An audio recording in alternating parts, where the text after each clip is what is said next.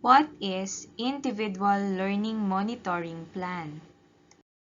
Individual Learning Monitoring Plan will be used to monitor the learner's progress based in the given intervention strategies. This will be used only for learners who have not acquired or showing progress in meeting the required learning competencies. This tool shall be used by teachers and learning facilitators for learners who lag behind as shown by the results of their formative and summative assessments. And now, let's go on now to our topic. So what you see here in my screen is an example of individual learning monitoring plan template. Alright? So, individual meaning isang bata, isang monitoring plan. Alright? So, sinong bibigyan natin? Sabi kanina dun sa description, ang bibigyan natin ng individual learning monitoring plan or gagawaan natin ng individual learning monitoring plan are those learners who didn't meet their competency.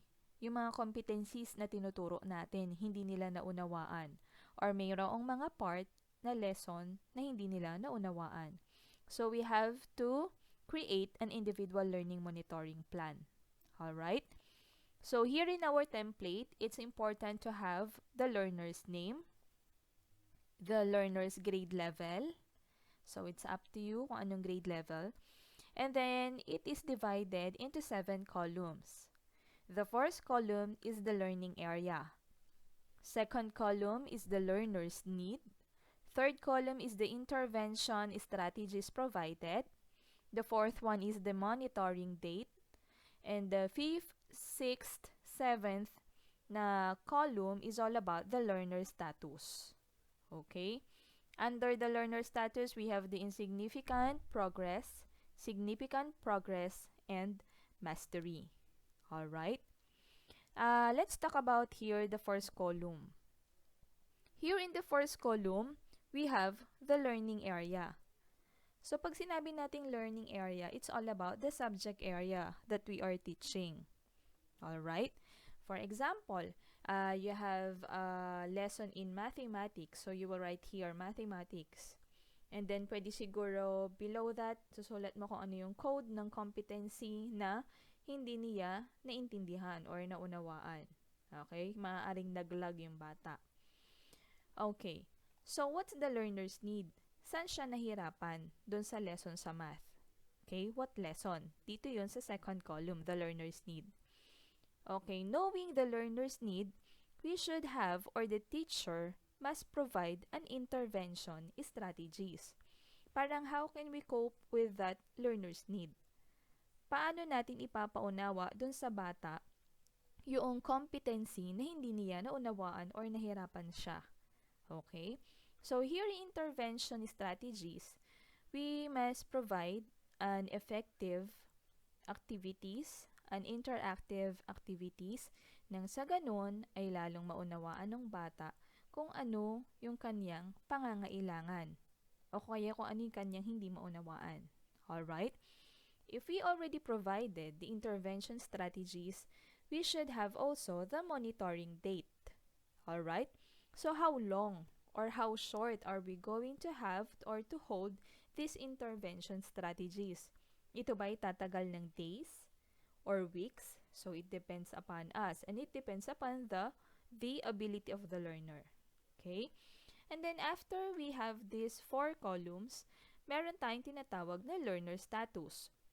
Siyempre, after the monitoring date ng kaniyang mga activities, i-evaluate yan ngayon. Titignan natin kung dito ba siya mapupunta sa insignificant progress, sa significant progress, or sa mastery. When we say insignificant progress, ang sabi dito, learner is not making significant progress in a timely manner. Intervention strategies need to be revised. So meaning, di ba gumawa nga tayo ng intervention strategies. Maaaring walang development na nakita doon sa bata sa kanyang mga activities na ginawa or sinagutan. So, anong kailangan gawin ni teacher? Okay, we as facilitators of learning, we must provide another intervention strategies. Isip tayo ng ibang paraan. Baka kasi itong strategies or technique na ito is hindi angkop sa kanya or not effective. Maaaring itong isang strategy ang effective sa kanya. Okay? Kaya nga tayo mayroong individual differences among the learners. Okay? So, yun yung insignificant progress. Kung nakikita natin na hindi nagpo-progress ang bata or there's no development, dito siya mapupunta sa insignificant progress. And then, you will have another individual learning monitoring plan for that. Okay? And then, here in significant progress, it's written here, learning is making significant progress.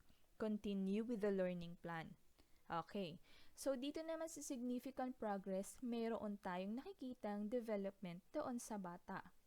Hindi man 100%, sabihin na natin siguro mga 75% or 80% ang significant progress niya. So, dito siya mapupunta.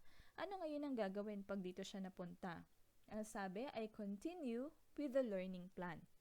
Ibig sabihin, effective yung intervention strategies na pinrovide mo. Yun nga lang, nangangailangan pa siyang dagdagan ang monitoring date.